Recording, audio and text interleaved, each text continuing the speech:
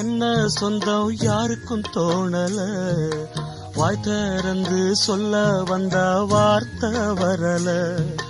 வானவில்ல சின்ன புள்ள வளைக்க பாக்குது, ஆகாயத்தில் ஊஞ்சல் கட்ட ஆசைப்படுது.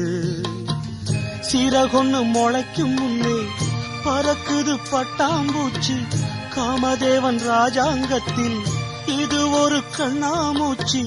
ஆத்துமேட்டில் எழுதி வச்சத அலை அடிச்சது அண்ணாச்சி.